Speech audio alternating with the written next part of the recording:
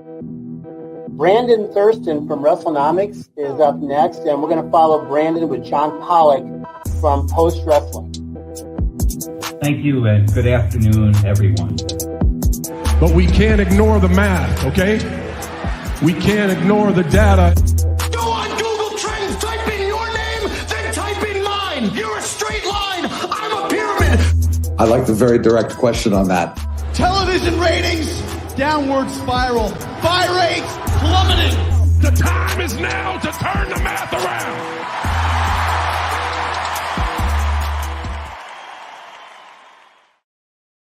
Hello, it is John Pollock and Brandon Thurston. We are live for the April 3rd edition of Pollock and Thurston, a packed show that we have coming your way today. How are you, Brandon? Are you all set for Philadelphia?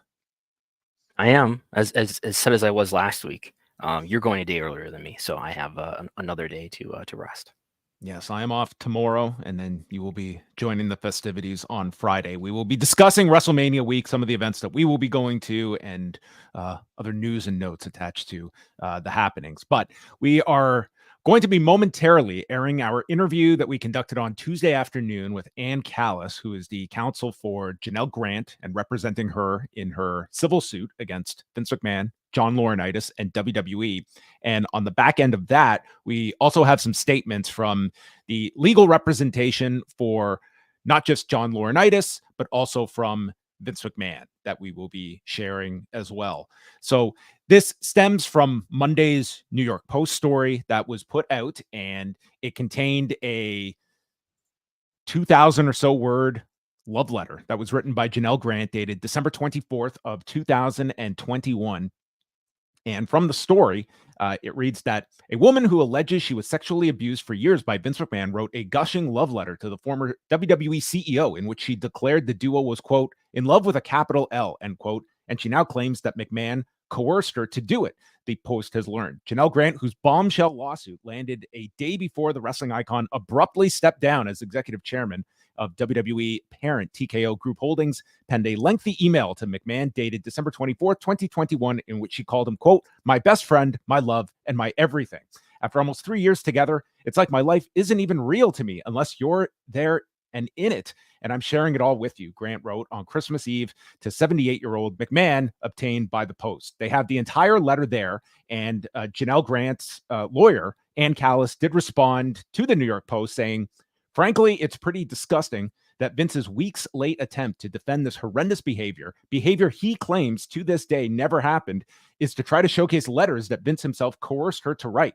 His psychological torture of her continues, as is typical of abusive predators who respond to women speaking out with increased threats. While Janel isn't a stranger to his intimidation tactics, this is a new low even for him, end quote. And we're going to get further response from Ann Callis, but this is kind of the first act, I would say, from the Vince McMahon side outside of the denial of these accusations that were promptly made by Vince McMahon right after the lawsuit was filed. And since that time, Vince McMahon has kept a pretty much private profile since then. And while not directly speaking here to the New York Post, obviously this is giving an insight into their defense and moving forward with the case in a public fashion too.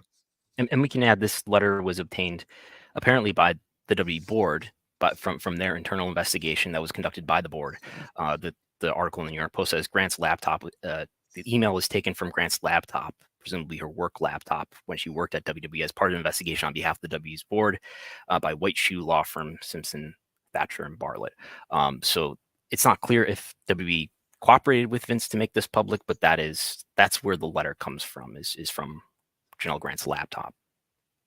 So we will hear the statements that we received. We reached out to all relevant parties in this, so you will hear that after the interview. But I think at this point, we're going to air the interview that we conducted. Again, this was done on Tuesday afternoon with Ann Callis.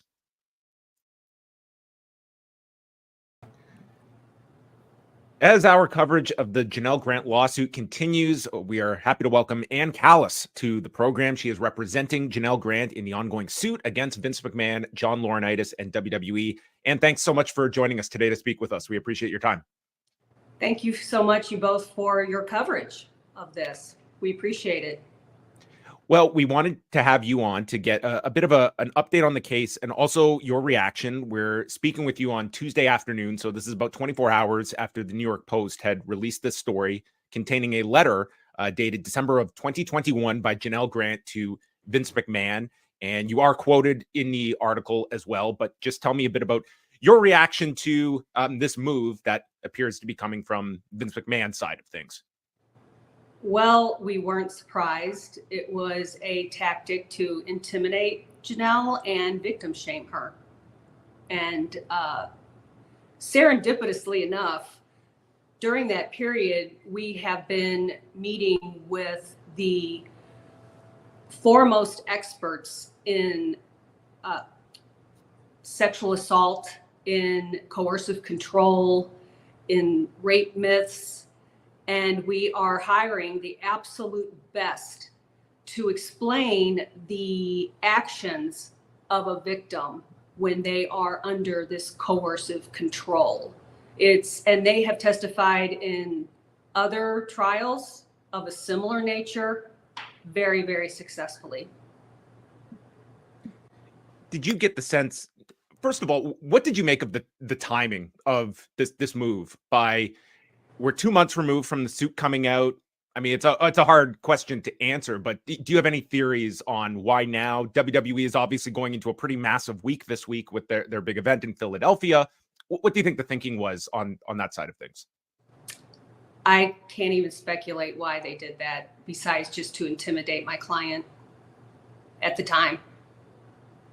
And do you get the impression, based on what's in this New York Post article, it says that the letter was obtained from the WWE board's investigation. So do you have any belief about how Vince's side got a hold of the letter? It was apparently taken from Janel's work laptop at WWE as part of the WWE board investigation. Do you think there's any cooperation here between WWE and Vince to make this public? I don't have any evidence of that. I just know that that Simpson Thatcher did not interview Janel as a part of this investigation. She made herself ready and available, and they did not interview her. Yeah, and that brings to mind Jeffrey Speed, who was the lead director on the investigation. He gave a comment to the New York Times, I believe the day that the lawsuit was filed, saying that there was outreach to Ms. Grant and engagement with her lawyer. Like, do you have any response to that? Is that true in any way? I wasn't representing her at the time, but no, that is not my understanding. My understanding is she made herself available and they did not reach out to her. But Janel would have been open to participating in such an investigation. Absolutely. When you kind of look at the way that this suit has been received by the public, what have been some of your thoughts in terms of what you've learned about the WWE culture and sort of the response now that you have 2 months to have seen how this story has been handled, and people outside and inside the company that have commented on Vince McMahon and other stories that have come to light? Well, we have had a real, and I've said this before, an onslaught of people coming forward. Even as of yesterday, we still get people that want to speak, that were witnesses. We are arranging a file on that. We are working really diligently to contact everyone back, make sure, times, dates, if they can remember. There are some similar stories. However, there is now non-public investigations going on. So some details I have to leave out. Is there any chance that this could turn into a lawsuit that has multiple plaintiffs? Since we know that there are, by my count, about 7 women with allegations of misconduct against Vince or John Laurinaitis. Is there any possibility that this could include more plaintiffs in the future? That's possible, but right now my focus is on Janel and making sure that she's okay. And how is Janel Grant doing in light of all of this? And this is being covered very heavily throughout the media. She's okay. For someone who, because of what happened to her, suffering from PTSD and other ailments, she's resilient. We've been on the phone and talking to her a lot. recently. So she's okay. And reading the letter, there are some names, just first names that are mentioned, including Nick and Brad. And we reported through Front Office Sports last month that the officers who are mentioned in Janel Grant's lawsuit are Nick Khan, who is the current president of WWE, Brad Blum, who's the current COO of WWE. Is it right to assume that Nick and Brad, who are referred to in the letter, are Nick Khan and Brad Blum? Yeah, I think that's fair to assume that. Okay. And there's other names too. There's a Mickey and a Paul. Do you have any information about who those people are? I think Paul was, she referred to Paul Mangieri, who is an executive assistant. Mm-hmm. But we still have, as witnesses coming forward, that a lot of executives knew what was happening and did nothing to intervene. Yeah, and I think a lot of people are wondering, since Nick Khan allegedly knew about this, Brad Blum, do you have any information about whether Paul Levesque, who's the chief content officer of WWE, he had any knowledge of this before the board generally found out about the relationship between Vince McMahon and Janel? I can't comment on that now, just to say that we do have witnesses still coming forward of the knowledge of executives at the WWE. Of those that you have heard that have been making the effort to reach out without naming names, do you get the sense that Vince McMahon is perceived now to be out of power, and this fear that I think a lot of people that have worked in that company, like, this is a guy that ruled this company and was largely untouchable? Do you think that some of that has been alleviated now, that there is a feeling that people can move forward and speak more openly today, or is there still that concern from some that you're hearing from? Oh, I think there's still a grave concern out there. And I also said this before, when Vince McMahon left the company, that was a positive first step, but the circus-like atmosphere that contributed to this culture of corruption and victimization has to be addressed. And do you know if any of the other executives in the company were aware of not only the relationship, but did they have any awareness of the abuse and the assaults that they're alleged in the lawsuit? I can't comment on that right now. We're still in the nascent stages too of our litigation. Have all the parties been served at this point? And can you give it? They have been served. Yes. And what are we looking at in terms of like the next steps? Like, what are the next actions that, like, Brandon and I should be focusing on, for instance? Like, what are the big moments or events still to come and action to be taken? Well, from serving the complaint, they have 60 days to answer. So that will happen within 60 days. And we'll proceed to litigation. We'll have our initial conference and start discovery. So were WWE and Vince served around the same time as John Laurinaitis? Everyone was served. Okay, Yeah. So that would put their due time to answer around sometime in the middle of May. Mm-hmm. Yeah. Has there been any discussions through WWE? And are you, like, what comes out of the New York Post story is Vince McMahon has his representation. We know John Laurinaitis has his separate representation, and it would certainly seem that WWE will have their representation. Would that be a likely picture that we are painting here, that these three entities will have all different defenses? They will not be working together, you would assume. I don't know. And if I guess one more question, I'm not sure you'll be able to answer, but there's a lot of expectation around the notion that Vince is being investigated by some kind of federal agency, whether it's Department of Justice, SEC. Could you say anything about whether you and your client are cooperating with any kind of a federal investigation involving Vince?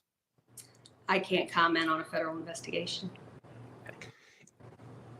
You've obviously been, you've worked in this field for so long. Is there a uniqueness about this particular culture that stands out in its own way? And when you were first approached by Janel Grant, I mean, your own sort of reaction hearing these accusations for the first time, I mean, I'm sure you are somewhat have heard a lot of graphic details in your time, but did this somewhat stand apart? I tried a lot of felony murder, rape cases as a trial judge, but yeah, this is of its own class. The depravity, again, the culture of corruption that allowed this to happen. I think the trier of fact will have a lot to listen to. And was it a process for Janel to get, like, we are just reading this horrific lawsuit, and I have to imagine that it was a bit of a journey for her to be able to attach her name to this and get into such grand detail. Was that a evolutionary process for her to mentally get to be ready to be such a public face attached to this that so few would want to be? It took a while, but again, she does have great courage.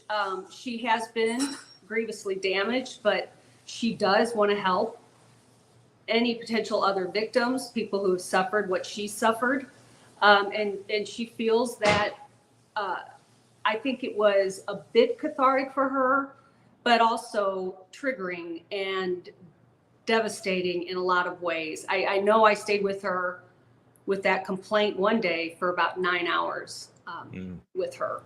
So it has been a long and arduous process, but we think we have a case that can be proven not beyond a reasonable doubt but by a preponderance of the evidence.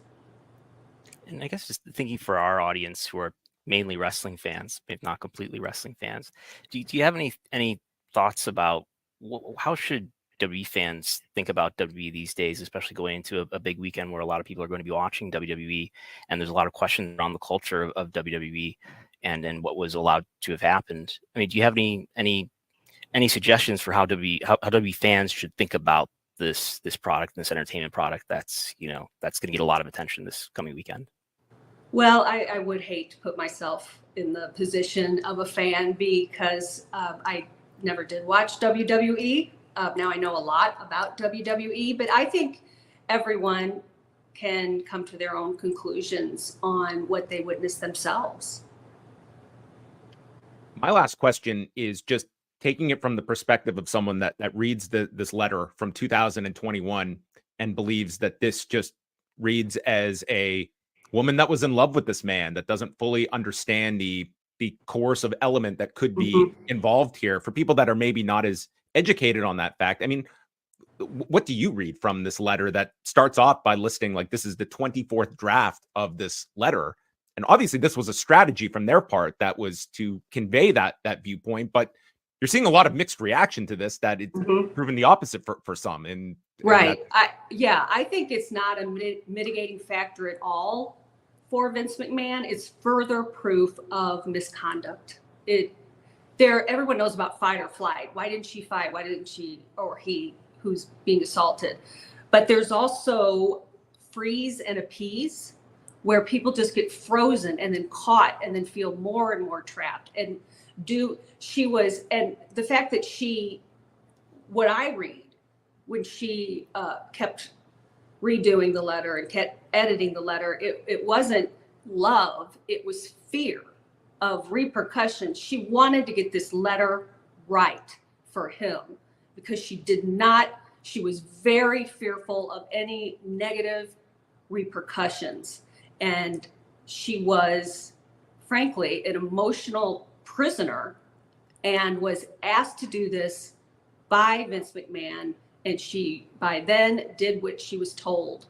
But again, I think we'll have our experts be able to expound more on why she felt this way, why victims of sex trafficking do this. It's been done before. R. Kelly, there were letters. The Raniere case, there were letters. Epstein, there were letters. This isn't a new thing like gotcha. It happens when people are sex trafficked. Again, intimidation of my client and to try to shame her. All right. Well, Ann, you've been very generous with your time. I want to thank you very much for joining us, giving us the latest on the case and your perspective. And thanks so much for joining us today. All right. Thanks a lot. Bye. So that was our interview with Ann Callis, who is the legal representation for Janel Grant. And there was a lot in that interview. We were limited with time with her, but I thought like there were several important parts to that conversation, Brandon. Going in order was kind of the clarification of Janel Grant and her willingness to take part in the WWE's investigation that was primarily concluded by November of 2022. It is substantially completed. Yes, let's get all the proper wording in. It is worth noting, though, Janel Grant was represented by a different lawyer at that time. Jeffrey Speed had stated there was outreach to Janel Grant's side, and ultimately she did not participate in the investigation, but through Ann Callis stating she was certainly willing to take part in such an investigation. Yeah, so the quote from Jeffrey Speed, who was an independent member of WWE's board of directors. He was the lead independent member involved in the internal investigation, the special committee investigation. And as we know, Janel Grant says that she wasn't reached out to, she wasn't interviewed, no documents were requested from her. And Jeffrey Speed told the New York Times later that evening after the lawsuit was filed that I remain confident in our investigation, which included outreach to Ms. Grant and engagement with her lawyer. So her lawyer would be a different lawyer other than Ann Callis at that time. But that's, I mean, these parties are on very different pages in terms of whether or not there was actual engagement with Janel Grant for the investigation for the board. Yeah, she did mention that all the parties have been served between WWE, Vince McMahon, and John Laurinaitis, and that there's about a 60-day period for the parties to respond. Which May 14th is Laurinaitis' due date, and if they were all served on the same day, it's not in the docket, but if all were served on the same day, they would all have the same due date of May 14th. Yeah, and she explained that from there they would proceed to litigation, they would initiate a conference, and then move to the discovery process if the timeline stays intact. And mentioning several of the names as well that were listed in that letter by first name only. You had Nick and Brad, that I think everyone assumed was Brad Blum and Nick Khan, and Ann Callis seems to believe that would be accurate. There was also the names of Paul and Mickey that we understand to be Paul and Mickey Mangieri. Paul was an executive assistant, and it seems like Mickey we're not sure if this was a father-son, what the relationship was between the Mangieris, but holding similar positions with Vince McMahon. And both we believe were executive assistants to Vince McMahon. Yes. Yes. And there's also a chef who we don't know his identity. We don't know about the chef. The chef. Yes. Yes. Yeah. And I mean, just some other things I took just was the fact of her, like Ann Callis, you can research. If I could jump in. So Paul Mangieri, an executive assistant to Vince McMahon. So a lot of people speculating that it was just the first name Paul that was in the letter. Is that Paul Levesque? As people just heard in the interview, we specifically asked about Paul Levesque. Ann Callis could not comment as to whether Paul Levesque was aware of the relationship before the rest of the board was aware, as allegedly Nick Khan and Brad Blum were. So we don't have an answer to that. That's right. Yeah, and just stating the fact that, this is a unique case, just in that this is like the depravity listed here is in its own class, which covers a lot of ground if you have done your research onto Ann Callis and some of the cases she's been involved with as well. So those are some of the key takeaway points from that interview. Brandon, we also reached out to the legal representation for Vince McMahon, as we did with John Laurinaitis, and we did get responses back from each of those sides. Yes, we asked WWE also. We have not gotten a response yet from them, but we do have some written comments from Jessica T. Rosenberg, who is the attorney for Vince McMahon. She's a lawyer from the Kasowitz firm, who actually just were litigating with WWE with the MLW lawsuit, but we do have some comments from her, as well as John Laurinaitis' lawyer, Edward Brennan. So I don't know which one you want to go to first. Let's go to Vince McMahon's side first. There we go. So this is the statement from Jessica Rosenberg. Ms. Grant wrote this love letter to Mr. McMahon. Her attorney is now desperately trying to explain it away because it shows the relationship was consensual and the lawsuit's allegations are a sham. The false explanation that it was coerced is nonsense. And then there's more. Ms. Grant's letter is multiple pages, includes details of their relationship, and indicates she wrote 24 drafts. It makes no sense to coerce someone to write 24 drafts of a multiple page love letter. And it finishes off by stating that Ms. Grant's letter is just one piece of evidence demonstrating the relationship was consensual and her allegations in the lawsuit are false. There are more pieces of evidence like this to come that will prove her claims are meritless.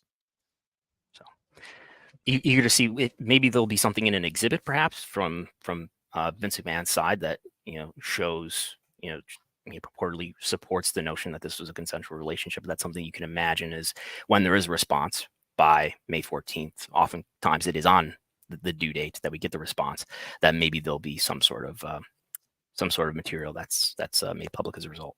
Yeah, I think this would be the first example of Vince McMahon's side, how aggressive it expects to be. Like, this does paint a picture that there is going to be a very contentious battle coming through, and the idea of there's a lot more where this came from, and the fact that they are like, I look at this New York Post story, like this letter is, it's interesting just to see the tactic at hand of releasing this letter, and you can have both sides that are going to be arguing over the language that we see right there. You have one side that is looking at 24 drafts of a letter. That sounds pretty bizarre for that amount of drafts to be made of a letter. And you have Vince McMahon's side that is arguing, how could you coerce someone to make 24 drafts of a letter? So, I mean, I don't think you're getting any black and white answer just based off of this letter. You can interpret it however you want,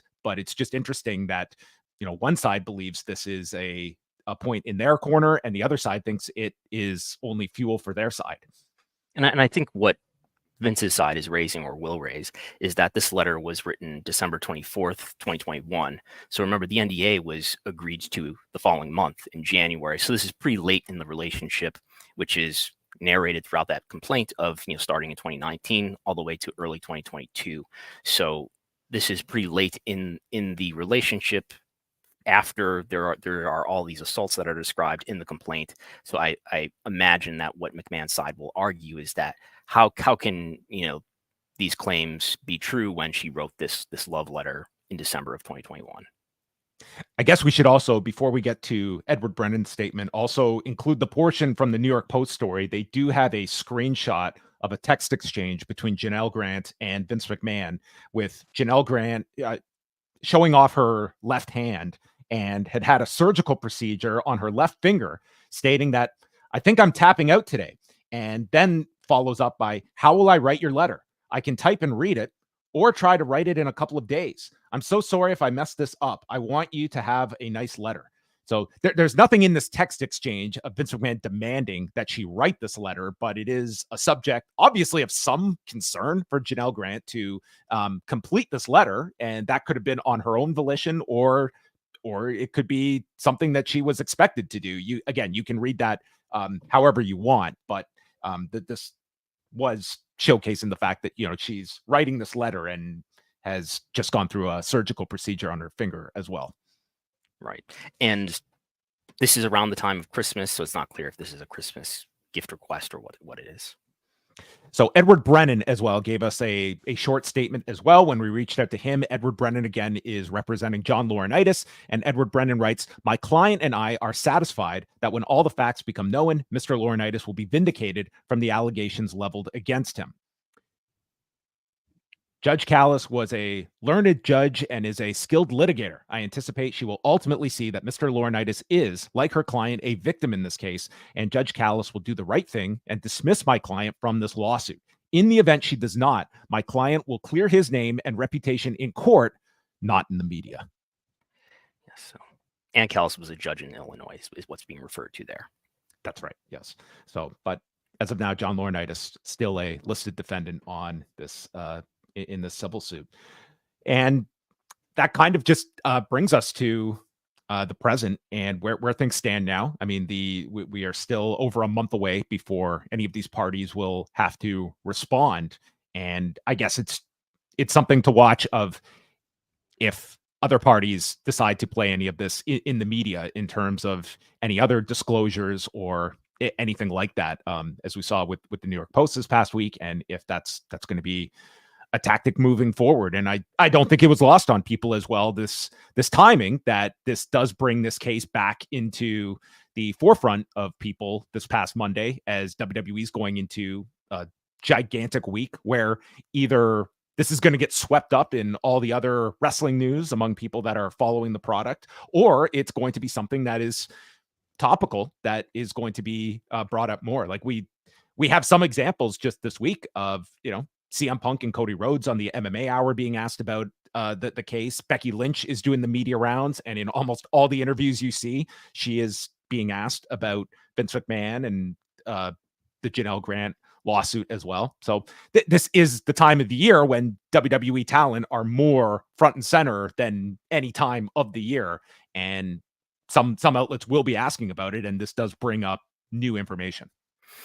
Yeah, something else I want to point out here too, which I brought up earlier. It's unclear if or to what degree WWE cooperated with getting this letter out. It's from the board's investigation. It's from Janel Grant's WWE laptop.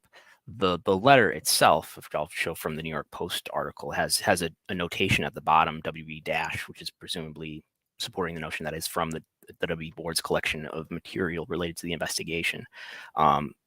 If there was any cooperation, I mean, the argument against WWE wanting to help Vince get this out would be, why would you want something like this out on WrestleMania week, the week leading up to WrestleMania, when there's going to be so much attention directed at WWE, when you're trying to go into this great event that you're hyping and want to paint as positively as possible? So I don't have an answer to that, but it raises questions. Yeah, I think it's a hard one to draw any conclusions, because at least the public stance has been a very clear distancing of itself from Vince McMahon, and not wanting to be sharing any headlines with Vince McMahon in any way, shape, or form. But I guess that's the latest. Was there anything else that you had coming out of the interview and any of the statements? Any larger thoughts? I think we covered it all there. We spoke to everyone. Again, WWE did not respond to our request for comment, but I'm glad that we got 3 of the 4 parties to contribute to the story. Yeah, we also have a written version of the interview and comments from everybody up at Wrestlenomics.com and postwrestling.com if you want a written version as well. And we will be isolating the interview with Ann Callis on our channels on top of that. But there's a lot to get to, and we will move on. CM Punk was on the MMA Hour on Monday. Did you happen to have 2 free hours, Brandon, to sit down and watch the state of CM Punk for one of his landmark? I listened to most of it live, and it's definitely overwhelming, the news surrounding the New York Post story and the Janel Grant letter to Vince McMahon. But yes, I did listen to it mostly while it was going on. Well, you know what? Before we get into kind of the more AEW specific topics, let's tie up our discussion on Janel Grant by getting Punk's reaction here to the case filed by Janel Grant, the allegations, and CM Punk's reaction to Vince McMahon. I didn't read all the allegations. I read text messages, and I went, "Oh, fuck this! Like, what? It's indefensible, And I think, doing this, I'd imagined I was going to be asked about it, and I think the easiest thing for people to do is to kind of ignore it or avoid it. But man, it's there. And my initial first thing out of my mouth was, I'm kind of shocked at how dumb he was, like writing stuff down and leaving that paper trail. And it's horrific.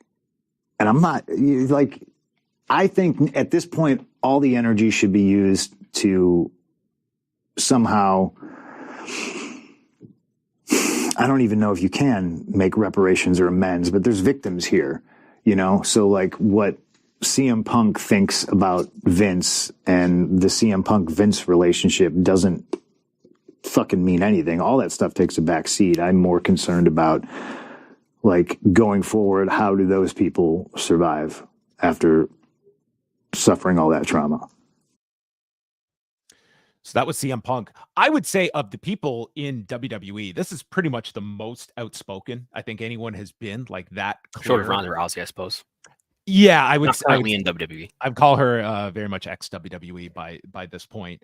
But yeah, I mean, pretty steadfast in terms of his opinions of Vince McMahon, and you can certainly look that I don't expect too many wrestlers, whether they're in or out of WWE, to really be exploring the larger kind of culture issue at WWE. And I'm certain that a CM Punk, given all of his time in this company, was pretty outspoken about the environment in WWE. But I mean, it was very clear there in terms of his just disgusted by the text messages alone, that I think many people that's disqualifying in and of itself. Forget any of the more graphic details of the lawsuit. The text messages alone are, this guy is unfit for employment in this company. Yeah, I always think of how UFC fighters, you can probably inform this, UFC fighters are much more willing to criticize the company than WWE people are. And I would speculate that that's largely because of the fact that WWE is so much more subjective in terms of one booker's decision about what kind of matches and what kind of push you're going to get. There's some latitude in UFC, but ultimately you get to go in there and you fight and you win or you don't. But there are clearly, and I think this is starting to improve slightly and change, in that people who have more status in WWE are able to speak a little bit more freely. And certainly Punk would be on the higher end of that in terms of, because he's a higher level star than a lot of others. Yeah, I think so. I think that with a CM Punk, that I think it's also like, we would be remiss that I think that the idea of anyone speaking out specifically about Vince McMahon right now, you're not going to draw the ire of the company, I would say, in this environment by speaking about. And you're seeing Becky Lynch, I think, go there a little bit, not specifically about Vince, because she's calling him, her father figure, things of that effect, and how she had a very different relationship with him, which I believe. But you still see a lot of hesitance to really to be more honest than I imagine maybe they really feel in their heart of hearts, or that Ronda Rousey is. Yeah, and I always go back to the fact that regardless of how, I mean, I don't think anyone can carve a path of Vince McMahon back to WWE, but you have to remember, these performers, they saw this guy leave once and come back. And that's always got to be something in the back of your mind of, like, could Vince McMahon find his way back to this company if this case got settled? I mean, there's always going to be, I think, that thought that a McMahon cannot be that far away from power in WWE, even with something as giant as this case is. That seems to be the unchaining of Vince McMahon's link to this company. Well, Class B shares are gone, so there is no immediate instrument for him to force his way back in, as he did in January 2023. But I do believe that there are people who believe that he will try to come back if once this legal matter is settled or whatever happens here. But I think it's very, very difficult for Vince to try to come back. You would have to get a lot of you have to get Endeavor on his side. Basically, Endeavor owns 52% of this company and controls the company. So without support from Ari Emanuel and people like that, I don't see how it could happen. Punk also spoke about AEW. You remember he worked for AEW. Was he there? Oh, yes, okay. He was there for 2 years. Had some time there and got to give his thoughts on many of the issues that led to his release last September following the All In event. He just felt, what, I've had my run here. I think things are good, and didn't punch anyone, just choked someone out a little bit. Yeah, choked them a little bit. It happens in work environments. But here is CM Punk giving his assessment on AEW. It's always going to exist as long as Tony wants to put money into it. Okay.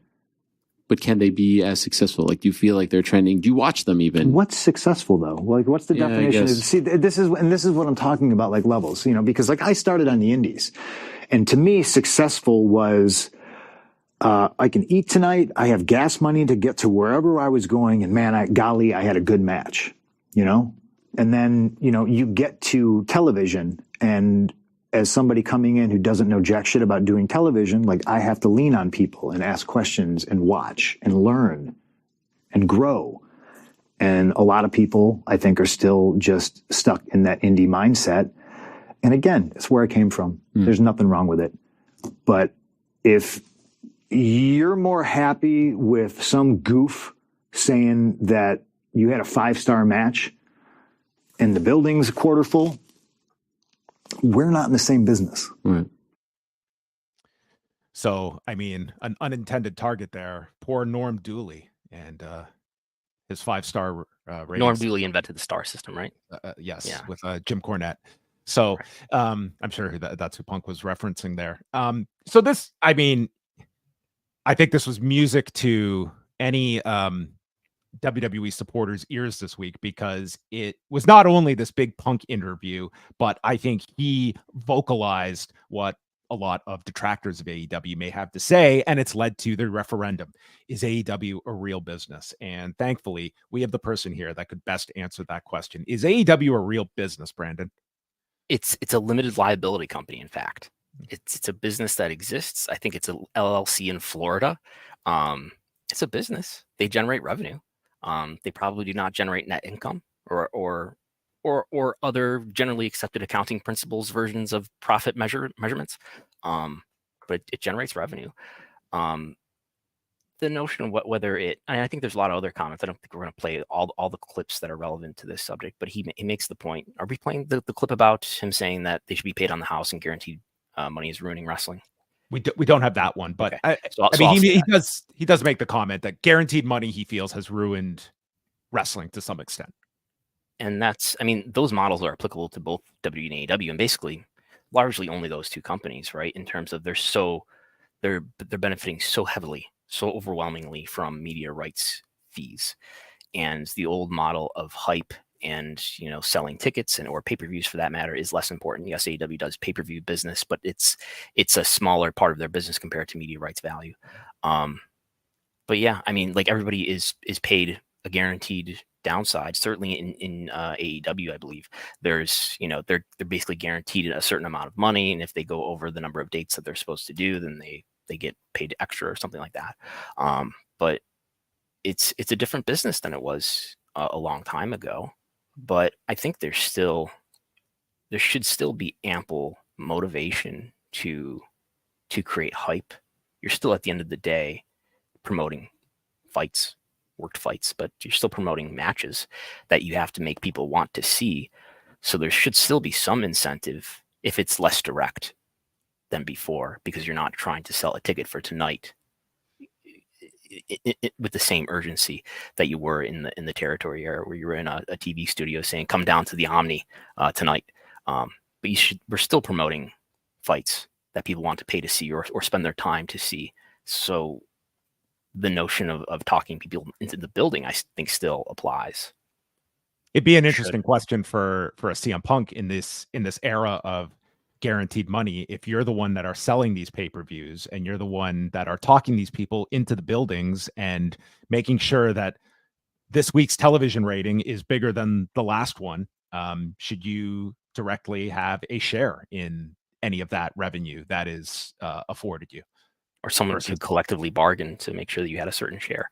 But I mean, like, to the point that AEW or AEW's leadership doesn't care about drawing money. I mean, they have to draw strong TV ratings in order to justify a strong upgrade in media rights value in order to become profitable. But I accept Punk's point that, well, maybe Tony will just run it as long as he wants to run it, because his family can certainly afford to do so.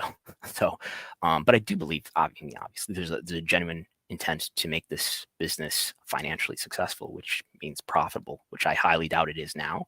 But if AEW gets a strong enough new TV deal, which I predict they will, they'll get a strong enough increase in TV rights fees to become a profitable company somewhere in the late 2020s. Yeah. And I think that is the larger aspect of, like, is the business healthier or less healthy than 2018 in a pre-AEW industry? And the fact is that CM Punk, like, on his last day in AEW, wrestled in front of more people than he has ever wrestled in front of in his entire career. He went on top. Yes. Though you do have to check the turnstile count for... He did mention the turnstile count. I caught that, yeah. Yes. And only looks at his Instagram. That's about all he goes on and checks out what is it? Accounts of like dogs and stuff like that. I would love to know what his URL history looks like. I've argued that dogs, pets, should be the only accounts that are allowed on social media, because only dogs and cats and other domesticated animals have proved that they are mature enough to handle social media. Is there tribalism among pet enthusiasts? Is there like dogs and cats? Do they? If there's money to be made in tribalism among dogs and cats, there is tribalism. Okay, well, maybe this is some unexplored territory we can look into. But we're going to pivot, and we will be getting back to other news items. But there's a little event called WrestleMania that is coming up this weekend, and we are going to have a slew of shows happening in and around Pennsylvania. And maybe the most unique show is going down on Thursday night with a special tribute show in honor of the late Dean Rasmussen. And we're going to be joined now by the promoter over at Action Wrestling, Matt Griffin, who is joining us, the CEO of the company, who, if I'm not mistaken, is joining us from the Philadelphia Phillies game as we speak. Hello, Matt. Yes, in theory, we're going to have a Philadelphia Phillies game, but the tarp is on the field and there are pools of water on it. And I'm not a betting man who's, I don't think they're playing today, but this is definitely the most unique atmosphere I've had for an interview. Well, every wrestling fan that's attending Lincoln Financial Field on Saturday or Sunday is a bit more scared now as the weather. Oh, yes, it is quite miserable out here. I hope it's better by this weekend. So, Matt, tell me a little bit about this undertaking. And for those that are maybe listening that don't know about Dean Rasmussen and his influence to a whole generation of professional wrestling fans, if you could just explain a little bit about how this idea came together and a bit about Dean himself. Well, to talk about Dean himself, it sounds like I'm going to make myself very dated and old, but, pre-Twitter, Facebook, YouTube, if you wanted to watch wrestling matches that weren't on TV, you had to go ahead and, tape trade. You had to go ahead and get a fourth generation tape from Japan, or, trade matches from the 90s with Sabu and the Lightning Kid and all of that if you want to see matches. And that's kind of one of the places that the Death Valley Drive video review board started. They were huge fans of wrestling and most of the type of wrestling that was not readily seen, like Independence, Japan, Mexico. And yep, there's the page right there. It was a very classic message board. There were a lot of wrestlers who were on the board itself. Dean Rasmussen was one of the founders and one of the main influencers. He would do road reports from shows he went to in the Virginia area. I was based in Virginia while I was in the Marine Corps for my first few years. And I got to know Dean coming to shows, 25 years ago. Man, I feel old. And Dean was a great guy, talked very, very enthusiastically about the wrestling he saw, what he liked. But not just that, he told other people about it and got other fans on board. I eventually became a wrestler at a place called NWA Wildside, which was probably the most influential promotion in the Southeast. It's where AJ Styles, Ron Killings, Austin Creed, now Xavier Woods, they began, and so many more, their careers in that promotion. And it was those type of places, people talking about it, trading tapes, where you were able to go ahead and see different things. And Dean was a really great guy, just super enthusiastic about wrestling, and he would just try to get others on board to see and watch what he liked. Yeah, and man, I was actually kind of a casual Death Valley Driver message board poster and reader, so I was dabbling. But I understand this card that you put together here for Thursday it's really inspired by Dean's taste, and I was wondering if you could tell us about that. Well, it definitely veers toward the eclectic. We joked. I think nothing says it more than the last match that I released for it, which we entitled "3 Flippy Guys versus 3 Strong MFers." I don't know if we can swear in your show, so I won't. We have no standards there. CM Punk already did. And that's Rico Gonzalez, Bobby Flacco, Braden Toon, who are 3 great up-and-comers from the Southeast, versus 3 big, strong motherfuckers from the Northeast. Danny DeMonto, Hoodfoot, and Isaiah Broner. We joked we want some big guys against some small guys. We want some bodies getting thrown. We want some lariats, clotheslines. We were trying to think of kind of the funkiest card we could think of. And we've just got an absolute classic wrestling match on top with Timothy Thatcher and Daniel Makabe renewing their rivalry. They had an absolute classic set of matches that are available on YouTube now from the Pacific Northwest in 2016, 2017, 2018. And, we've just got, we have luchadors coming. The fact that we have Dr. Cerebro versus Gringo Loco on the show is just, I literally look at that graphic and I don't believe that's a match that's going to be happening tomorrow night. I run Action Wrestling. I have my, Action World Champion, Alex Kane, who was recently the MLW champion. He's defending the title against Colby Carino, which is interesting. And I tell this to Colby all the time. I watched your dad growing up. The first independent wrestling show I went to in Virginia when I was starting to break in when I was 19 years old, it was Steve Carino and Julio Sanchez on the show. So this is a show that really, in history to us, kind of spans decades. And I'm real happy we can show it off. I hope it's what I hope we see tomorrow what I see in my head it being. We just want to honor kind of the fandom of wrestling history for the last 25 years. That's through Death Valley Driver, through Dean, through everybody who ever traded a VHS tape trying to see something new. You've also got Slim J that's on the card, and unfortunate news this past week with the AEW cuts, but it has given people an excuse to really go into this guy that has been wrestling for over 20 years. And someone that you can speak to personally, of someone that's just been, such a stalwart of the Georgia independent wrestling scene. And I think that there's going to be a lot of interest just to see him coming out with this match with Adam Priest on Thursday. I will say that my heart fell. I got a message on Monday. My heart fell when I saw that Slim J and Anthony Henry were both released. Both have been at Action Wrestling. Anthony Henry was my champion. He won the title. Slim J is somebody that I go back to the Wild Side days with. I teamed with him. I wrestled against him. I know exactly how good Slim J is. And it felt great to see when he was becoming on AEW a few years ago. And I was hopeful he would really break out and become the superstar that I know he is. Unfortunately, that run didn't last as long as was wanted, and I think he definitely didn't scratch the surface of what he's able to do, whether it's character-wise or in-ring wise. And Slim J is going to be wrestling Adam Priest tomorrow. Mm-hmm. Adam Priest is the first two-time Action World Champion, and I think he's the best wrestler in the Southeast and maybe the country to never have signed a contract with anyone.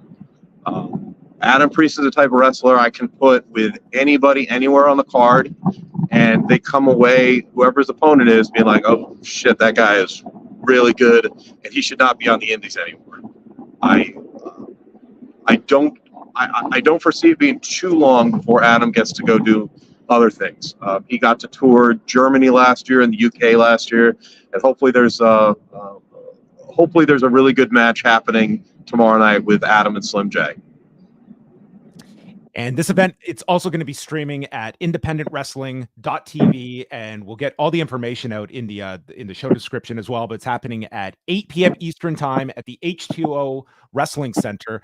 And tell us just a little bit about promoting a show during WrestleMania week. It's the biggest week of the year. It's also the most competitive week of the year. How are you feeling 24 hours out from the show?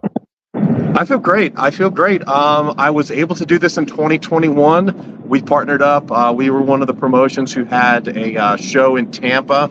ICW and Danny DeMonto were the leads that weekend 3 years ago, and we had a fantastic show then. I was extremely happy with. Thankfully, Matt Tremont and H2O extended the invitation to do it again this year. I thrive under competition. We have a Thursday night at 8 o'clock. I'll be honest, it's a very competitive time slot. I'm well aware of what other shows are happening that day and in that 7, 8 o'clock starting time frame. There were some talents that we could not secure because they were booked elsewhere. As funky and eclectic as this card is, we had ideas that would have made it even way more interesting. And maybe we'll get to them in the next year or two. But I thrive on this. I feel like we have an incredibly competitive card. We have 11 matches that are really cool. I think everything can bring something to the table. And what's great about WrestleMania weekend, especially any show where you stream live, you get that instant feedback. I know 45 seconds after a match happens, I can look on Twitter and social media and see the reaction to it. You know, people are going to tweet, "Oh man, that was awesome," and I, you know, people are gifting it, and it's something that's happening in the moment, and everybody's watching it together. You know, taking me back to my days in uncharted territory with Beyond. Yeah. I'm sorry. You're taking me back to my days with uncharted territory and Beyond. Yeah. Oh, uncharted territory and Beyond. That was great days. Hey, we had a great uncharted territory down in the Southeast too, a year and a half ago when it happened in Chattanooga. You know, I think WrestleMania weekend is kind of a chance to go ahead and say, hey, this is what I like, this is what I do. We're in the Northeast. You know, Philly is a long way from Georgia, and Tennessee, where I normally am running shows. So I want to come up here, land, make a great impression, and show everyone, you know, what we have in the Southeast. And it's not just a Southeast type show up here. We have wrestlers from Germany. We have Robert Dreisker, Lawrence Roman coming in from WXW. We have wrestlers from Canada. We have Saint and Sinner from Prestige Wrestling. Of course, we have Dr. Cerebro. We have Damus coming in. We have Mad Dog Connolly from the Midwest. I mean, we have just an insane lineup. I've been trying for 2 days to really put pen to paper and come up with how the matches should be ordered, and I'm completely lost as how to do it. I'm completely lost. It's a show where just about any match could go anywhere, and you know, I mean, heck, we haven't even mentioned the fact that the independent world title is on the line with Cruel defending against Warhorse, the longest running champion ever. So this card is, you know, it's cliche to say it's full of bangers, but I really believe everything will deliver up and down the line. I have a lot of faith in our core guys. I have a lot of faith in the wrestlers that we're bringing in for the first time. We'll leave it on this note. You mentioned that a lot of wrestlers came up on the Death Valley driver board, a lot of influential people in wrestling media as well, including one David Bixenspan. What was your earliest memory of a young David Bixenspan on the Death Valley driver message board? Oh man. I became friends with David, talked about him on the board, and not specifically on the board, but I do remember very specifically listening to a interviewer named Dave Meltzer interviewing and having Missy Hyatt on, and just a guest asking a completely inappropriate question to Missy Hyatt and Sonny. David Bixenspan is the next caller. Dave Meltzer says, "Oh, David, please save my show." So David replies, well, what do you want me to do? Ask about Pride or something? And it's got a complete belly laugh because because David is an incredibly dry person and he's hilarious. Yeah, we met. The DVD-VR board was just so influential because there's so many wrestlers and so many people I found. Even today, just running the show, we find out so many people. It's like, yeah, I was a lurker on the board. I went to go check it out. Like, holy crap! That's very cool to be running the show and hearing 2 decades later, people talking about how that board and how that scene influenced them. There's a future documentary, I feel, that down the road into it. But last thing, Matt, where would you like to send people if they're in and around Philadelphia, can make it out on Thursday night? Where can they go for tickets? And we'll have all the information in the description too. Well, if you're coming to Philly, definitely don't come check out the baseball park because I don't think any baseball is getting played today. But our show is Thursday. There will be tickets available at the door. It's Thursday night, 8:00 p.m. It is at the H2O Wrestling Center in Williamstown, New Jersey. And perfect right there. The website, you can go right to actiondean.com and pick up tickets. We do have some available. We will also be streaming, like you talked about, live on IWTV if you're not able to make it out. We'd love to have you as part of our viewership. And you can follow us along on Twitter. It is Wrestle, WRESTLE, Action, and the number 1. And just everybody, thanks for watching wrestling. Thanks for supporting independent wrestling on this huge weekend. It means a lot to those of us who've been in this business for decades, I promise. Well, the lineup looks outstanding, Matt. Thanks so much for taking some time out. I hope the rain alleviates and you get some baseball today, but all the best with the show coming up on Thursday night. It looks really great on paper. Hey, great to talk to you guys. Thanks so much for having me on. Take care. All right. Thanks, Matt. That was Matt Griffin joining us. Again, you can go to actiondean.com for tickets, and it'll be streaming on IWTV as well. So a lot going on over the next couple of days, and we'll hit off on some other news and notes before we wind things down here. I guess just putting a pin on the CM Punk discussion. Were you surprised at all of just how much Punk went into the AEW stuff? I mean, we got the confirmation, that we kind of had been aware of about the NDA as it relates to the All Out 2022 situation. Obviously, no restraints when it came to the Jack Perry discussion. He went into lots of detail in that sense. And kind of just, the big focused upon aspects, I think, were his thoughts on AEW. And Cody Rhodes on Ariel's show today, having pretty much a 180 when it came to disagreed his experience at AEW. More diplomatic Cody Rhodes, to contrast. Much more diplomatic Cody Rhodes, yes.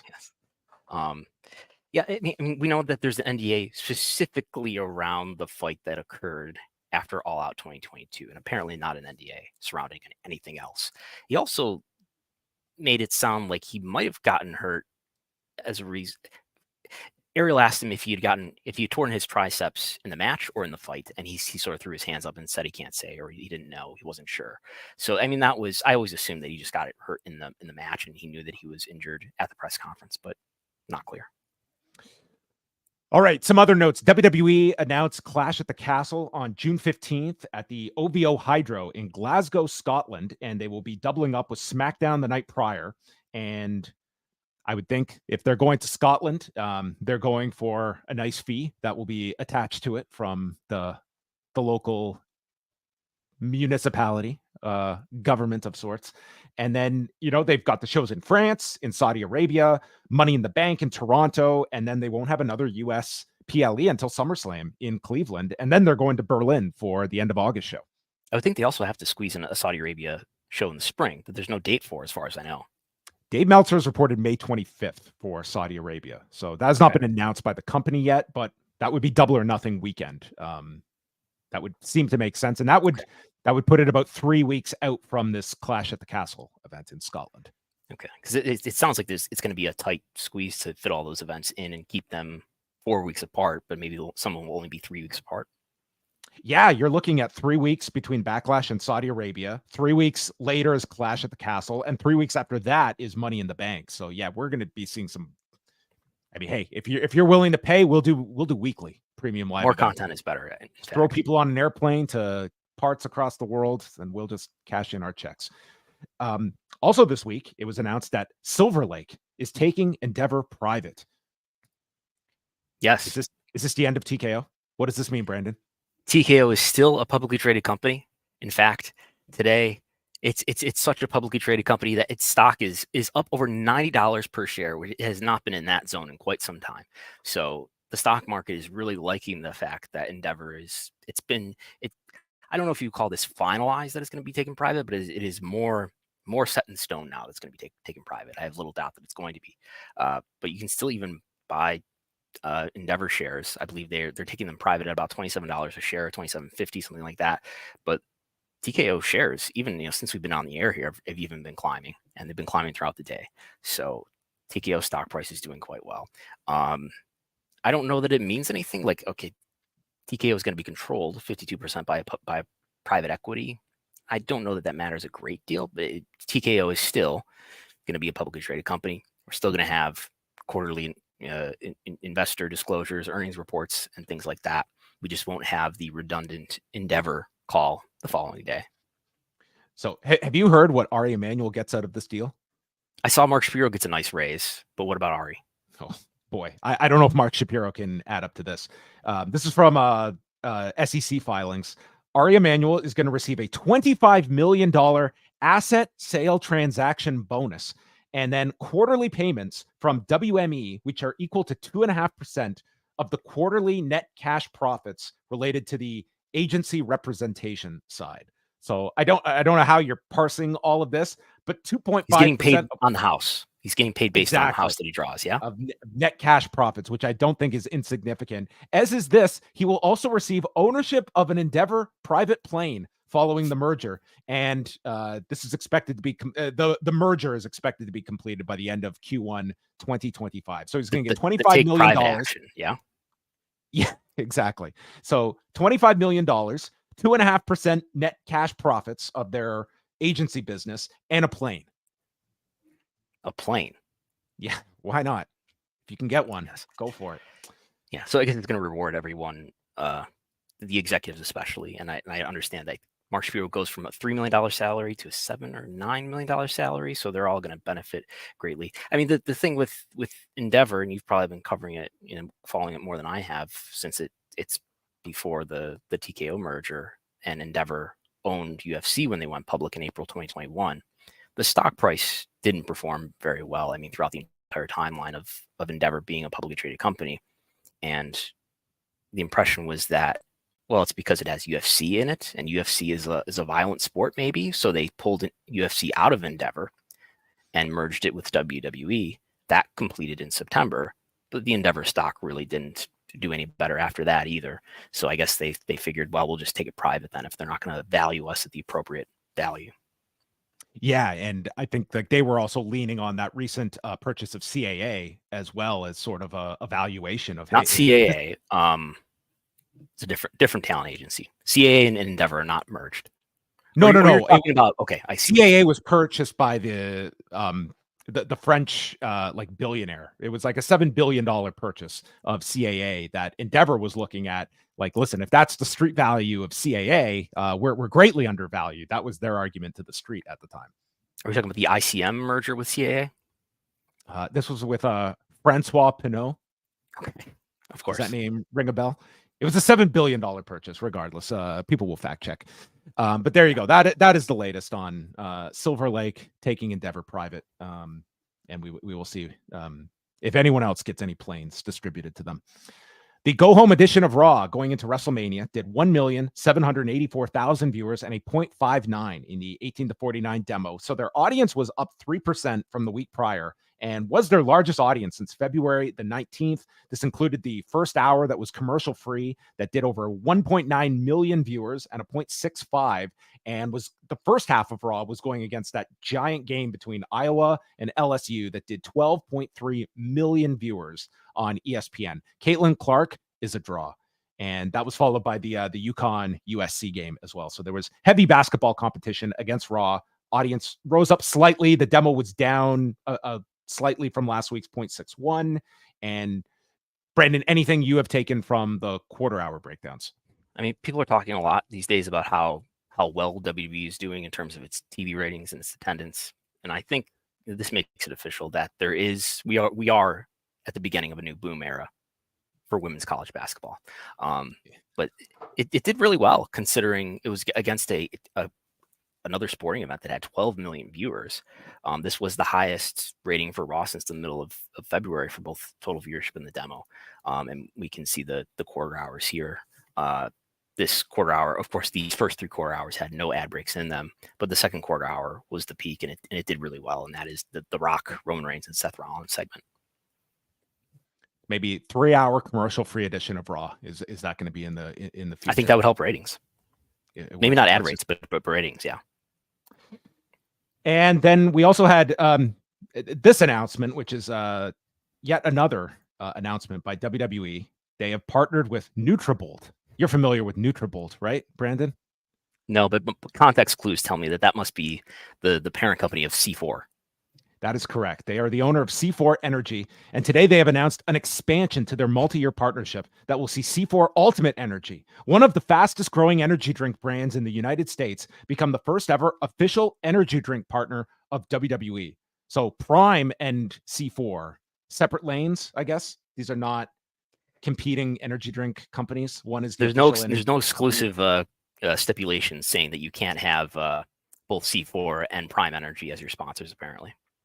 Well, what does this deal mean for you, the viewer? Well, this coming weekend, C4 will receive prominent branding and exposure across a wide range of WWE properties and premium live events, including WrestleMania 40 on Saturday and Sunday, where it will serve as the first ever sponsor of the WrestleMania Skycam, which returns to offer the WWE Universe a unique viewing experience. We're bringing back the blimp. Can't wait. I mean, this is one of the things. Oh boy, I'm going to compare WWE and AEW. Who are some sponsors for AEW that you recognize, that you notice on TV? Woo energy drink. DraftKings. Definitely that. DraftKings. Yeah. TurboTax is a new one. They're sponsoring like the replays, at least earlier this. Yeah. They sponsored someone like getting dropped on their neck. I remember that. That was the first Intuit Tax replay. But probably an area for growth. And we'll see a lot of sponsorship. Looking forward to seeing Prime Energy on the canvas, and more importantly, will wrestlers slip on below the Prime Energy logo? I'm gonna say over under 1.5 slips. I'm going on the over. Okay, between both nights. Okay, I hope it's printed right on the canvas so that it maintains the canvas texture, so it's still a coarse texture that you can hold your footing well on. What about this as the parlay? Okay, over 1.5 slips on the logo. Plus, I'm going to add on specifics. The Rock delivers a people's elbow, slips on the Prime Energy drink, tears quad, next movie, The Smashing Machine, pushed to 2025. Well, if we can get this program sponsored by DraftKings, FanDuel, whoever wants to message us and make the best offer, we can do that. It was also mentioned in this press release, C4 will be the presenting partner of the WrestleMania Night 2 press conference and WWE's multi-day talent tryout as part of WrestleMania week. So I thought that was an interesting line. They're only sponsoring the Night 2 press conference. So I asked WWE, are we getting 2 press conferences like we did last year after each night of WrestleMania? And I was told that we will be confirming later this week. So I don't know if that means they are undecided about 2 press conferences, but I thought it was interesting in this press conference that they're only listing the one night. So I don't know if we're getting 1 press conference or 2 from WWE. Or maybe they want to wait to see if they can sell the sponsorship for the first night. That could be it. Maybe we'll get the new. Have you seen the new Prime flavored drink that they have put out? It's they partnered with a KFC flavored Prime Energy drink. So someone's out with like a hot dog flavored seltzer, something like this. Yeah, it's probably just to get for exactly this result where we're talking about these disgusting drinks that people are manufacturing. Yeah, I think they could trademark the term vomit, and that would probably be. Do you know how many Prime Energy drinks we're probably going to be handed trying to enter the stadium? You think we'll get some? I've never had it. I think they'll be handing them out. I won't be taking any, but I'm sure there's going to be plenty of giveaways. So there you go. That's all the latest news that is bringing everyone up to speed. This has been a very packed edition of the show. We had a lot to get to. So WrestleMania week, it pretty well starts tomorrow. There's several big shows going on. There is a DDT show happening. There's the aforementioned Action Wrestling Dean event on Thursday night. And we've also got the Mark Hitchcock Memorial Super Show that I'm going to on Thursday night as well. So that's all happening. What am I going to get? I'm going to get to see Los Boricuas against the Full-Blooded Italians. Great. This is pretty wild. Yes, this is quite the wild lineup. And then you're getting in on Friday. Brandon and I are both going to be at Supercard of Honor, and Tony Khan is doing a press conference or a media call, I should say, on Thursday. He's doing a media call and a press conference, is what I've been told by AEW. There was some confusion at first about whether he was going to do a press conference after Ring of Honor, Supercard of Honor, but I'm told that he is. And there's going to be a media call tomorrow, Thursday, at 1 p.m. So you'll see people tweeting about that and so forth, and we'll have the audio out there as well. Yeah, I guess we could end on that because we kind of vaguely referred to the AEW cuts as Slim J was one of the cuts. Is there anything meaningful you take from these cuts? I mean, it was more so a news story rather than any one particular person being let go, and more so just the fact that they happened. And this has been a badge of honor for Tony Khan that he has honored contracts until their expiration. And does this indicate a bit of a sea change that, cuts are something that AEW performers can expect now? And I'm not necessarily doubting it, but we know that this is not just a case of contract expiring at the same time. I don't know why they would. I suppose everybody's on their own unique schedule, and that this was a case of contracts being terminated ahead of schedule. Mm-hmm. I assume that it is. Yeah, I mean, it's the only time that something like this has happened, right? Especially in a set of them, as opposed to there's been terminations, as we know, such as CM Punk. But I know there's the issue with Anthony Henry has a broken jaw, correct? Yep. That injury did not take place on AEW in an AEW ring. It happened on an indie show, I understand. So I think if it happened in an AEW ring, that'd be a different story. I think there's a question coming out of the CM Punk interview where he says that all of his surgery and treatment and rehab related to his torn triceps in 2022 was done on his own, and that AEW didn't support him at all through that, which he was contrasting to the support that WWE has given him for his other triceps injury. So I think that's a question: is that true? Did CM Punk really not get any medical support from AEW related to that? Yeah, I think you could certainly look at as well just the optics of the timing of doing these cuts the week of a big show that you've got coming up on Friday night. You're going to be putting yourself in front of the media, and obviously these are going to be questions that people have. And like I don't really know the thinking. That's why I'd be more curious to hear like why now, why these particular ones. It's not as though, you're alleviating some contracts, but nothing that is earth shattering or anything. But regardless, I would say regardless what Tony Khan's public stance is about these cuts, I would say as an AEW performer, I don't have that same confidence that I would have like a week ago, knowing that unless I commit some, egregious action, I'm going to see the end of my contract. I wouldn't be as sure of that if I was someone at a lower level at the very least. Yeah, and I think AEW had a lot more talent and has a lot more talent, probably still, than it needs. I remember doing a study at one point to say, how many match spots is the average wrestler getting, and to try to put it in as plain language as possible. WWE is using their wrestlers more frequently than AEW is. Which in one sense is good that people can rest, but you've got a ton of wrestlers who you're all paying guaranteed money, by the way. And maybe you're not using them in the most efficient while balancing health. You're not using them very efficiently. So it's and that's another stereotype that we could bring up. And then there's truth to it that AEW has signed a lot of wrestlers and a lot of them are lost in the shuffle. Yeah, I mean, just going through the cage match profiles of all these cuts and like just the few matches that you're talking about, and most of them just at the ROH level, like not even like weekly matches that we're talking about. I mean, for some, yeah, it's the guaranteed paycheck, but there's also the people that are just, they want to be wrestling more as well. So that's, certainly an aspect to this entire thing. And if we could squeeze this in, I know we're, don't need to play the clip, but I thought it was remarkable, Punk's comment about how Tony Khan, he's not a boss, he's a nice guy, which I think describes a lot of the issues, and in particular the issues that he had with Punk, in terms of, I mean, that's the impression that I get from how Tony appears publicly, and that he's really supportive of wrestlers and of wrestling, and he wants to be people's friend.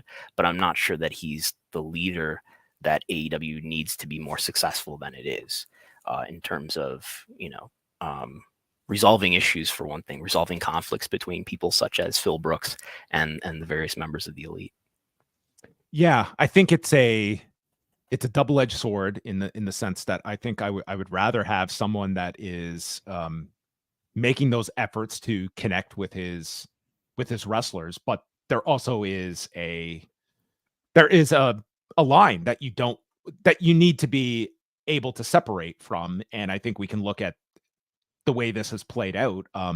Tony was trying to acquiesce to everybody. He was not believing like the fallout with the Elite side and the Punk side had to be a choice of, I'm either with these guys or these guys. I'll do whatever I can to keep everyone under this umbrella.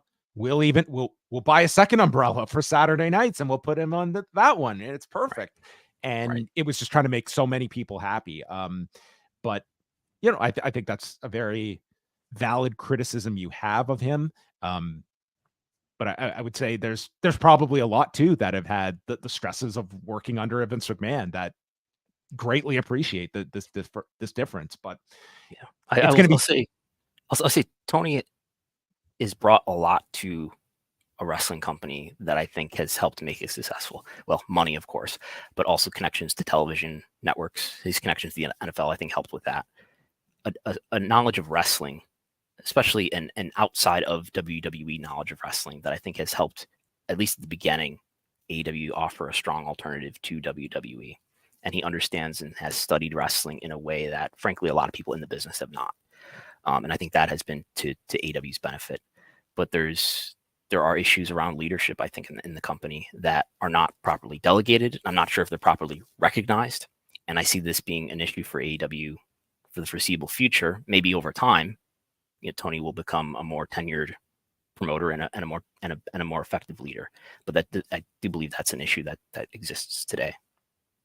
How much of his reputation is laying on this next set of negotiations? Like, this is, do we go so far as to say, like, this is make or break in terms of, like, what is AEW going to be if they get the deal they're desired and it takes them into profitability? I think it silences a lot of this. Like, you can criticize the nuts and bolts of how the company is run and what it's presenting. But if they don't get the deal that they're looking for, then it's this like existential question of what are you're funding a company that's not profitable and is not profitable in the foreseeable future. And you're locked into many big contracts. It's not a case of, hey, we can just make some cuts and like, they have committed to a lot of major players for years to come. Like, I couldn't imagine what the talent and they could cut costs. I mean, I imagine that the costs on this company are not too thin to cut from, and maybe they could cut costs and get closer to profitability if they got a deal that does not allow them to be profitable under their current budget, maybe. But yeah, I think it plays into the stereotype of this is the son of a billionaire who's funding this company. Is it really going to work out? I mean, again, to be clear here, I expect they're going to get a good enough deal, but that's in the hands of WBD and others. Yeah. One other thing in relation to that, Sports Business Journal has noted that the NBA's exclusive negotiating window with Disney and Turner runs until April 22nd. And then in theory, the NBA could speak to whoever. And I mean, logic would state that Turner is going to, or WBD are going to figure out their NBA picture before other decisions and negotiations are settled. But it's really hard to guess where these AEW talks go, but that will be an important date just to see how much you're carving up the NBA picture and what WBD's what their plate of basketball programming is going to look like in the next deal. And you would think AEW is going to wait until their exclusive window has expired too, given they haven't signed a deal yet. But I do think getting your deal squared away, which is going to be much bigger with NBA if Turner is going to renew. But I think AEW needs to talk to others to possibly have leverage to get a better deal than perhaps they've already been offered by WBD, which may mean, you know, shopping one or two of their weekly shows to somebody else, like maybe Fox. Well, there you have it, everybody. You're up to date. You have now gotten your whole fix of Pollock and Thurston this week. So again, want to thank Ann Callis for stopping by, as well as Matt Griffin from Action Wrestling. We will be down in Philadelphia, so I hope to see many of you there. We will be getting in later on this week. And Brandon and I, again, will be at the ROH show Friday. We're going to both nights of WrestleMania. If there's press conferences both nights, it's going to be exceptionally long nights. And I will be represented by a zombie afterwards, doing a show with Wei Ting. And Wei will carry me through that as I... Are you doing a live Supercard of Honor post-show? I don't know if we're doing it that night or the next morning. That's really going to depend on the ROH press conference. You're going to be home late after the Supercard of Honor show, I'm sure. Who knows? If you're going to the press conference. And tonight, we'll be live right after Dynamite for our go-home show before we go to the airport tomorrow. So lots to check out, postwrestling.com as well as Wrestlenomics.com. And if you have your Sunday morning ritual, it's being disrupted this Sunday because Brandon will be coming at you Monday? So I gave this some thought, and in fact, you know what I'm doing? Have you heard about this eclipse that's happening? Yes, my son's off school Monday because they want the children to Same avoid here. the Not that I have kids, but yes, the schools are closed in Buffalo on Monday. So the eclipse, the line of sight, whatever you call it, is like running right through Buffalo, and Buffalo's expecting all sorts of tourists. So I'm coming home to Buffalo, like right at the tail end of the eclipse window or whatever. So there's supposed to be terrible traffic and things like that. So I don't know if I might just do the show at the Buffalo terminal, but subscribers, I'll let you know. I'll try to give you a heads up. Patreon.com/Wrestlenomics. And for all of our WrestleMania coverage, you can go postwrestlingcafe.com. We'll be doing daily shows once we get to Philadelphia, a show after Supercard of Honor, a show after the Mark Hitchcock Memorial Super Show, and then we'll be doing YouTube shows after both nights of WrestleMania. So lots to come over the next couple of weeks, and then, or days, I should say. It'll feel like weeks. And then Brandon and I are back next Wednesday in this same time and slot to chat about whatever is going on. We're going to break out WrestleMania. What will be the attendance figure for WrestleMania 40? They might break if you listen to Sunday's show, they might set the gate record on each night, at least in terms of real dollars, real-time dollars. Maybe not for inflation, but maybe. The record is 17.3 million. You got it. Yeah, in 2016 dollars. Okay. Well, we will see if they can hit that. It is not a cheap ticket. Like if you're looking on like just the secondary market to get in, like it's secondary market's more expensive. Last I looked, you can get cheaper tickets first market through Ticketmaster. All right. Well, Brandon will have you covered for all of that. So that's it for us. Thanks for tuning in to Pollock and Thurston.